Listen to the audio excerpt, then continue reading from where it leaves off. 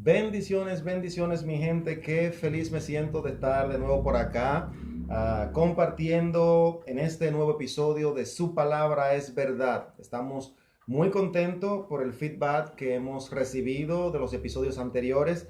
Agradecemos que hayan tomado ese tiempito para escuchar lo que Dios ha puesto en nuestros corazones, de compartir las verdades de su palabra, porque su palabra es la verdad. Y en esta ocasión estamos de nuevo por aquí para compartir con ustedes un nuevo episodio en la continuación de lo que habíamos estado tratando sobre la iglesia.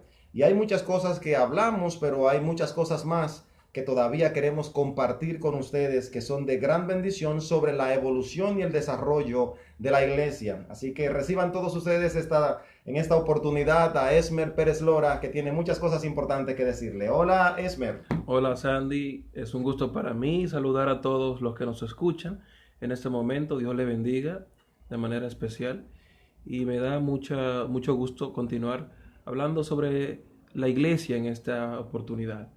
Y en esta oportunidad tú, Sandy, nos traes algo más, algo nutritivo acerca de la iglesia. Sí, claro. ¿Sabe que nosotros hablamos de la esencia del término iglesia? Tú te expresaste de una manera bien profunda, pero digerible sobre lo que era el término de la iglesia, por lo tanto, la aplicación del mismo. Pero el tiempo no nos dio para desarrollar quizás cómo la iglesia fue evolucionando en el tiempo, desde aquel tiempo en que se funda la iglesia, de que aparece en escena la iglesia primitiva, hasta el tiempo en que los cristianos se disgregaron por el mundo, y esa disgregación, a veces voluntaria y en otras veces involuntaria, produjo la siembra, produjo el inicio de nuevas obras que representaban el cuerpo de Cristo. Y cada espacio donde se reúnen un grupo de personas con un propósito de adorar a Dios, eso se constituye en la iglesia del Señor. Pero la iglesia tuvo momentos alegres, pero también momentos difíciles, y es cuando se produce entonces una crisis espiritual y tienen que surgir la reforma protestante. Y hoy queremos quizás explotar un poquito ese tema de la reforma protestante. ¿Qué te parece, Esmer? No, claro que sí, es un tema muy importante, es esencial para toda la historia del cristianismo y representa un antes y después del cristianismo. Toda la historia de la civilización, de la era moderna y de la nueva concepción de la humanidad muchas veces se desprende desde el punto de la reforma protestante. Mucho de lo que vemos hoy en día es, digamos que, desprendido desde ese punto. Claro que la reforma no tiene que ver con el andar del mundo y las acciones del mundo, pero digamos que la reforma protestante abrió la brecha de la época de obscuridad y viene a abrir luz y viene a separar Estado, nación, de iglesia, viene y nace luego, digamos que con la Revolución Francesa, el Estado secular, más adelante, y trae muchos cambios a la humanidad.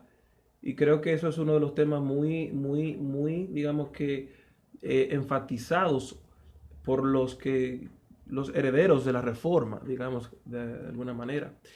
Y que quizás para entender un poco lo de la historia de la reforma es importante comprender, en primer lugar, que uno de los reclamos que hacía la Iglesia Católica en su poder era la sucesión apostólica. Ellos pensaban que eran los únicos con autoridad porque se hacían llamar la iglesia verdadera. Ellos eran los que heredaban a los apóstoles, el Papa, el gran apóstol, el Papa. eh, pero de cierta manera la iglesia fue corrompiéndose y, y durante mucho tiempo secuestrando la verdad.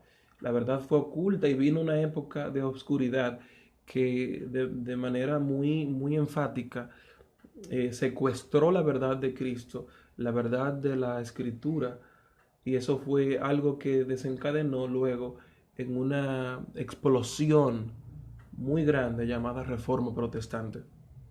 Efectivamente, y creo que esa época, como tú le puedes llamar, esa época oscura, quizás se desenfocó la Iglesia Universal con el papado y crea un matrimonio quisiera decir doloso, por no usar una palabra quizás un poquito más drástica, pero un matrimonio doloso donde la iglesia empezó a diezmar sus preceptos para encajar con el Estado y el Estado empezó a forzar la iglesia para encajar con sus políticas. Y eso trajo una separación. La iglesia se une al Estado y al mismo momento se separa de la verdad. Y la iglesia separada de la verdad no es la verdadera iglesia. Entonces, todo ese proceso trae como resultado ese cuestionamiento, no solo de Martín Lutero, que es quien sale como punta de lanza de este proceso, sino de otros hombres también que quizás no tuvieron la osadía de Martín Lutero, que quizás una frase muy común de estos días, el poder los aplastó, no le permitió extender sus ideas, pero Martín Lutero hace su genuina rebelión frente a lo que la iglesia planteaba y entonces da como resultado o crea esa puerta, abre esa puerta para que se produzca la reforma protestante. Y esa reforma trajo una nueva expansión de la iglesia a la luz de la palabra. Esa revuelta que se produce en ese momento, en el siglo XVI, hace que la iglesia vuelva a la palabra. Porque aunque Martín Lutero tenía sus tesis establecidas, la planteó muy bien, él las contactó con la palabra, la comparó con la palabra, la creó basado en la palabra. Y él se fundamentó en esas tesis, pero eso hizo que otros hombres de Dios también quisieran volver a la palabra por otros cuestionamientos que no eran los mismos de Martín Lutero, pero que trajo como consecuencia que el hombre quisiera volver a la palabra. Y así cada vez que había una duda en cuanto a la costumbre, en cuanto a la doctrina y en cuanto a los dogmas religiosos de la época, quienes querían encontrar la verdad, pues venían a la palabra. Y así fue creciendo la iglesia. Eso trajo que salieran, que aparecieran en escena grandes hombres. El primero y el quien promulga esto y quien dirige, Martín Lutero, pero también Juan Calvino, que viene más adelante con aplicaciones teológicas y aplicaciones a la vida cristiana que vienen a fortalecer la iglesia en cierto punto. Aparece Zwinglio, aparece John Knox, y quizás esos cuatro son mencionados como los cuatro grandes reformadores, pero yo no quisiera dejar fuera a Jacob Arminius o Jacobo Arminio, para los que son arminianos y que tal vez están escuchando esto, porque aquí no se trata de doctrina ni de teología, sino de la palabra, porque su palabra es la que es verdad. Así que estos cuatro hombres, cada uno en sus áreas de trabajo, representando la iglesia en cada uno de sus espacios, vienen a propulsar al crecimiento y al desarrollo de la iglesia, y esto trae una nueva generación de hombres que están haciendo la iglesia crecer, pero fundados en la palabra del Señor. Amén. Y creo que es importante ver cómo se desatan esta serie de cosas. Vemos que en principio tenemos una iglesia ignorante, tenemos un pueblo de Dios que está secuestrado, la verdad está secuestrada y no conocen ni leen la palabra, porque la palabra está secuestrada en aquellos que tienen el poder del Estado y el poder de la iglesia, Estado-nación. Entonces, ¿qué pasa? Viene una serie de personas que en cierto punto vienen cuestionando el comportamiento de la iglesia. Una iglesia que viene a vender indulgencias, la salvación vendida. ¿Cómo es posible esto en la mente de Lutero? Es algo que en cierto punto ya explota, porque en cierto momento, en cierto punto, tú tienes que darte cuenta que el abuso de poder, quizás lo que no está en la escritura y yo estoy leyendo ahora, y que no concuerda con eso que se está haciendo, es algo que choca, y este hombre es movido, es motivado a clavar 95 tesis. En verdad fueron 97 tesis, pero fueron clavadas 95 tesis, y en la pared de Gutenberg, ¿verdad que sí? Uh-huh. Del Palacio de Gutenberg, ahí en ese momento histórico. Pero vemos aquí que este es un hombre que nunca había leído la palabra como cuando él decide tener, digamos, que esa relación y ese encuentro con la escritura. ¿Por qué? Porque estaba ciego. Lutero estaba ciego porque la misma iglesia en donde él se cría, nace y se desarrolla, es la que tiene la verdad y solamente se hablaba y se enseñaba lo que la iglesia y el papa le decía. Digamos que en simples palabras, cuando Lutero va a Romanos 1, se sorprende, porque en el capítulo 1 y versículo 17 dice él, porque en el Evangelio la justicia de Dios se revela por fe y para fe, como está escrito, mas el justo por la fe vivirá. Eso fue algo chocante para él. Él descubre esto en las Escrituras, algo que no había visto nunca. Porque el justo por la fe vivirá. ¿Cómo vivían en aquel tiempo? Bueno, vivían sometidos a la autoridad que ocultaba la verdad, sometidos a las indulgencias, pagando los pecados a través de dádivas, a través de compra de la salvación. Pero luego Lutero se da cuenta que esto no era así.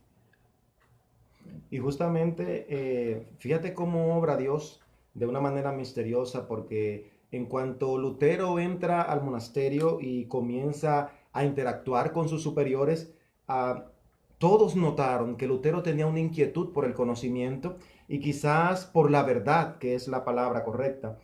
Y ellos en su propósito de frenar esa velocidad, esa sagacidad de Lutero, entendían que Lutero lo que estaba era ocioso y dijeron, bueno, este joven vino aquí al monasterio, está muy ocioso, está haciendo muchas preguntas que nos está enredando y sacándonos de la conversación hacia donde nosotros queremos llevar a los estudiantes. Y aquellos profesores de Martín Lutero, como Johann von Staupitz, dijo o decidieron entre ellos, a este joven lo que hay que buscarle es ocupación porque está muy ocioso. Entonces decidieron ponerlo a estudiar más. Y quizás buscando una salida, esto lo que vino fue ayudar a Martín Terrible Lutero, acción. porque al mandarlo a estudiar, lo que hicieron fue que despertaron mucho más el deseo y esa curiosidad por la verdad de Lutero y lo capacitaron. Y al tener un muchacho con esa sagacidad y capacitado, Martín Lutero empezó a dar clases de teología muy temprano. Esto lo utilizó para su propia enseñanza y para su propia indagación de él buscar el conocimiento a partir de que, a pesar de que lo obtenían para que él enseñara a otros, él se estaba formando, era un autodidacta en muchas áreas de su vida. Y al final, en ese proceso de recibir y dar, Martín Lutero cayó en la verdad y dijo, esto no es posible, esto no puede seguir así, esto hay que publicarlo. Y si uno le preguntara a los conocedores, ¿cuál era, ¿cuál era la clave de la iglesia tradicional para lograr sus objetivos? La respuesta tiene que ser única y es retirar la palabra de la mano de los hombres. Cuando le retiran la palabra de Dios, la iglesia entonces tiene un dominio pluripotencial de decir esto es lo que se va a hacer y ningún hombre tenía la posibilidad de corregir o de revisar si eso estaba conforme a la palabra. Entonces creo que hoy en día, quizás llegando ya a una aplicación muy temprano en este episodio, el hombre de hoy no tiene la prohibición de la palabra, la tiene a mano, pero creo que al igual que la iglesia de aquel tiempo de Martín Lutero en el siglo XVI, cuando el hombre se resiste a la palabra, cree cualquier historia, cualquier cuento, cualquier dogma, cualquier doctrina falsa y la hace suya por el desconocimiento de la palabra. En aquel tiempo se la prohibían. Ahora el hombre tiene la palabra en sus manos, pero se niega a leerla, no quiere estudiarla, no tiene esa pasión por las escrituras que debería tener y por eso caen en vanas teologías y confusión para el pueblo de Dios. Y digamos que todos nosotros somos católicos, en cierto modo. ¿Por qué? Bueno, pues el mismo término católico viene del griego y es universal. La iglesia universal, somos todos parte de la iglesia universal, pero las personas de la iglesia de Roma son los que se atribuyen ser la única iglesia y ellos son los de la iglesia universal. Sin embargo, todos los creyentes en Cristo somos la iglesia universal, vale la redundancia. Y digamos que el primer punto era la sucesión apostólica que dije al principio. Y ellos se creían los únicos con la sucesión apostólica. Solamente los apóstoles de ellos, o sea, los papas, eran los que tenían la continuación de la iglesia. Sin embargo, nosotros vemos que hay más personas, hay nuevas consideraciones, nuevas apreciaciones cuando las personas comienzan a indagar las escrituras. La segunda cosa que debemos considerar para saber y comprender más la historia de la iglesia es esto, la palabra católico. Y es importante porque en los escritos del cristianismo primitivo, del primero y el segundo siglo, cuando el término católico es usado, es en referencia a la Iglesia Universal o al cuerpo de Cristo, que está formado por los creyentes nacidos de nuevo, de cada tribu, lengua y nación. Y claro, el término católico no hay por qué satanizarlo, sino que depende de quién es que está usando este término, ¿verdad? Y digamos que alguien que influyó muchísimo en esto de la Iglesia Católica y quizás parte de su corrupción fue Constantino en el año 315, en el concilio de ese entonces, y en donde los cristianos eran perseguidos por el gobierno romano. Quizás en este momento el Imperio Romano veía como una adquisición política a la iglesia de ese entonces y comenzó, digamos que, a expandirse de esa manera el gobierno de Constantino, el imperio de Constantino, y desde ese entonces viene como la iglesia a formar parte de lo que es su imperio y viene aceptando el cristianismo de cierta forma. Y vemos aquí, vemos aquí que en cierto modo, él se hace cristiano, pero a la vez corrompe a la iglesia que se hacía eh, llamar cristiana en ese momento. Luego se degenera en la iglesia católica y viene la iglesia creciendo con todas las costumbres que Constantino le impregnó en un momento. Sí, y creo que todo este proceso hace resaltar el nombre de muchos hombres, pero fíjate que quizás uno no está buscando el darle la gloria a estos hombres, pero por siempre la iglesia se ha movido porque Dios ha utilizado hombres para que tengan esta responsabilidad. Y si nos vamos a una línea de la historia, van a seguir saliendo nombres de hombres que tuvieron un papel protagónico, pero que esos hombres dejaron en evidencia que cuya única intención era que el nombre de Dios sea glorificado y que no querían que la verdad se siga maltratando de la forma en que se hacía y que no querían que el pueblo de Dios siga siendo guiado de una manera errónea como se estaba haciendo. Hace unos días revisaba también la historia de Juan Hus y alguien decía, Martín Lutero aparece en escena, hace lo que hace, pero él no está solo. Creo que es un artículo de mis hermanos de Desiring God, de Deseando a Dios, y hablan de una serie de hombres que estuvieron antes y que a su punto también defendieron la iglesia en lo máximo. Y ahí estaban esos líderes que diezmaron su vida, el mismo Hus, que en un momento dijo, pueden asar el ganso, pero en 100 años más se levantará el cisne, y ahí De entonces manera estaba, profética sí, prácticamente, sí, ¿verdad? y una profecía tan exacta que una diferencia de 1 o 2 años para que se levantara este gran reformador. Y creo que todavía hoy en día la iglesia continúa, obviamente está fundamentada bajo una promesa de Dios, de Jesús, dicha a Pedro en los versículos que estuvimos leyendo en el episodio anterior, de que las puertas del Hades no prevalecerán contra ella. Y la fundó sobre esa declaración de Pedro de que Jesucristo es el Hijo de Dios. Y creo que todavía hoy en día el sostenimiento de la iglesia requiere de hombres, requiere de personajes que representen esa verdad, porque la verdad no corre sola, sino que el mandato de esta verdad fue a descansar en el hombro, en los hombros de los hombres, para que ellos sean los que carguen esta verdad por orden de Dios. Y somos nosotros. Quizás hoy en día nosotros no vamos a aparecer en un periódico, no vamos a aparecer en una revista, no vamos a aparecer en una publicación, pero somos nosotros los responsables de cargar esa verdad, que esa manada de líderes que apareció antes de la reforma cargó y que luego los reformadores cargaron y que hoy en día la iglesia sigue estando, sigue prevaleciendo y está descansando también sobre los hombros de hombres trabajadores y que ese hombre puede ser tú, ese hombre puedo ser yo y no quizá puedo, debo y debemos ser nosotros los que le demos seguimiento a esa iglesia que va a prevalecer. Amén. Y digamos que subyacentes a la reforma protestante hay cuatro preguntas o doctrinas básicas en la que los reformadores creían que la iglesia romana estaba en un error. Estas 4 preguntas o doctrinas son: ¿cómo es salva una persona? ¿Dónde reside la autoridad religiosa? ¿Qué es la iglesia? ¿Y cuál es la esencia de la vida cristiana? Al responder estas preguntas, los reformadores protestantes, tales como Lutero, Zwinglio, Calvino, Knox, establecieron lo que sería conocido como las 5 solas. Sola es tomada de la palabra del latín solamente, de la Reforma.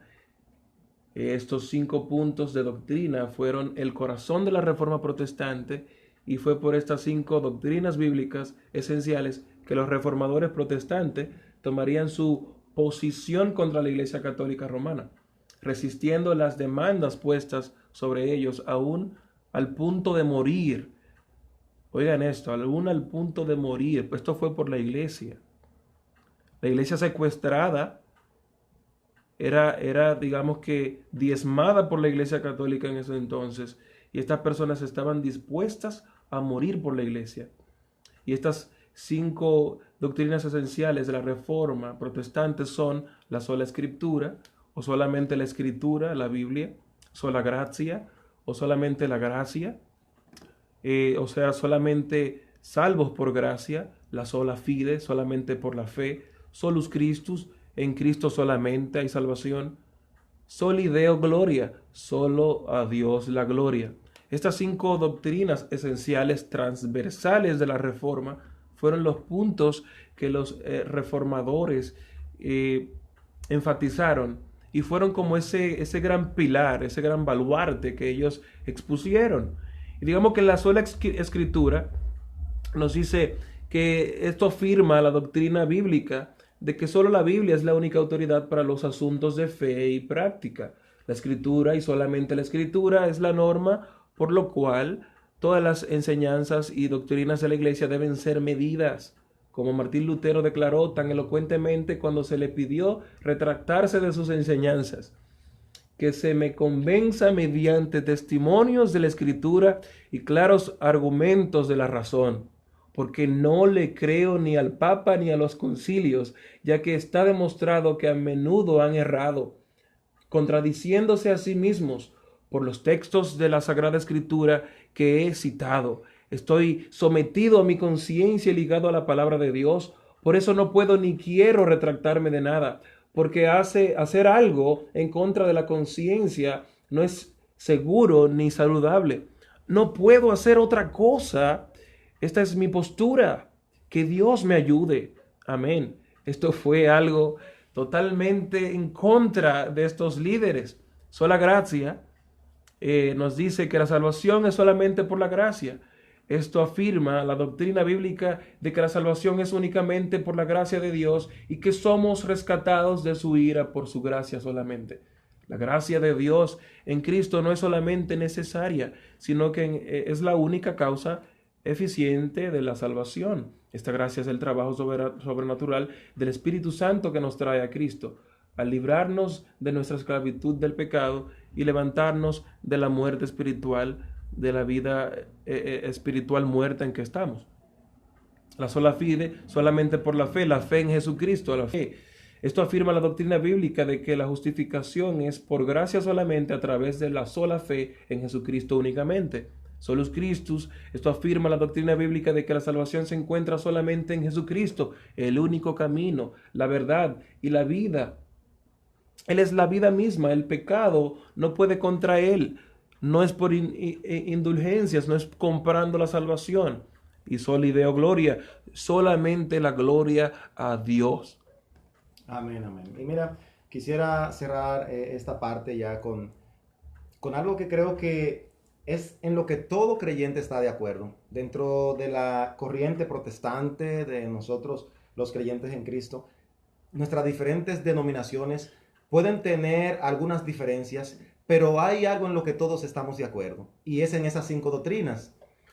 Solo escritura, solo Cristo, solo gracia, solo la fe y solo a Dios la gloria. Ahora bien, estamos de acuerdo en esas 5 doctrinas. El problema está en la aplicación de esas 5 doctrinas, porque si no la conocemos, no la podemos aplicar. todos vamos a estar de acuerdo en que sí, en que solo es la escritura, por ejemplo. Todos creemos que la escritura y que solamente de la escritura brota la verdad, como es nuestro podcast, su palabra es verdad. Ahora está el problema de que cómo yo estoy interpretando las escrituras. Yo digo, es verdad, es solamente las escrituras, pero si yo no lo estoy interpretando bien, entonces yo estoy haciendo un mal uso de esa doctrina de solo la escritura. La segunda podría ser solo Cristo. Ahora, si yo no conozco a Cristo, y conoceréis la verdad y la verdad os hará libre. Y luego agrega diciendo, pero si el Hijo os libertare, entonces seréis verdaderamente libres. Para yo decir que solo es a través de Cristo, yo debo conocer a Jesús. Si yo no conozco a Jesús, aplicaría mal esa doctrina. La otra sería solo gracia. Si yo no conozco la gracia, si yo no sé qué es la gracia, y pudiera utilizar un versículo que las arropa a ella y a las demás, que es Efesios 2:8, y lo voy a dejar para el final. Luego dice solo fe. Si yo no sé cómo la fe opera en mí o cómo yo hacer uso de la fe, yo no sabría cómo aplicar de que mi salvación vino por fe. Pero también, si yo no reconozco las 4 anteriores, yo no tengo por qué entender que solo a Dios debo darle la gloria. O sea que ellas están encadenadas, están atadas, están unidas, son como eslabones de una misma cadena. Por eso le decía que quería leer al final lo que dice Efesios 2:8. Dice, por gracia sois salvos, porque por gracia sois salvos, por medio de la fe. Y esto no de vosotros, pues es don de Dios. Ahí están las 5 solas. Dice, por gracia sois salvo, ahí está la gracia. Pero sois salvo por medio de la fe, ahí está solo fide. Y esto no es de vosotros, eso vino a través de Jesucristo, porque dice, pues es don de Dios. ¿Y cuál fue el don de Dios? Es Jesús, Él fue la dádiva que Dios puso para que nosotros seamos salvos, es Jesucristo. Entonces ahí está solo Cristo. Y al final de todo esto, ¿qué yo haría? Si solo soy salvo por la gracia a través de la fe que viene por Cristo Jesús, que me la envía a Dios, entonces ¿qué me resta? Solo a Dios la gloria. Solo a Dios la gloria. Creo que la iglesia debe estar fundada sobre esas verdades. La iglesia debe estar fundada sobre la roca que es Cristo. La iglesia debe estar fundada sobre esa declaración que hizo Pedro cuando Jesús le preguntaba, ¿ustedes quién dicen que yo soy? La respuesta que Pedro dio se constituyó en una esencia para la iglesia, porque esa respuesta de Pedro apuntaba a la roca, a la piedra angular que era Jesucristo. Si la iglesia mira a Cristo, la iglesia va a prevalecer. Esmer, concluyamos con este episodio en esta oportunidad. Excelente, excelente. Creo que ha sido de verdadera profundidad este tema y creo que la iglesia es un tema de pasión verdadero. Y creo que es algo que debe ser de edificación para todos ustedes que nos escuchan. Y creo que debemos seguir indagando más de la historia de la iglesia para no repetir aquellas cosas del pasado que hoy amenazan con volver. Y quizás estos fundamentos, 5 fundamentos que hemos hablado de las 5 solas, puedan servirte a ti para mucho en tu vida si lo sabes aplicar verdaderamente. Piensa en todo lo positivo, en todo lo bueno que es, en todo lo honesto que es pensar en esto, valga la redundancia. Piensa en eso bueno que son estas doctrinas que verdaderamente te llevarán a la verdad y al crecimiento en Cristo. Hasta un nuevo podcast. Estuvieron con ustedes Sandy Valdés y Esmer Pérez Lora. Dios le bendiga mucho.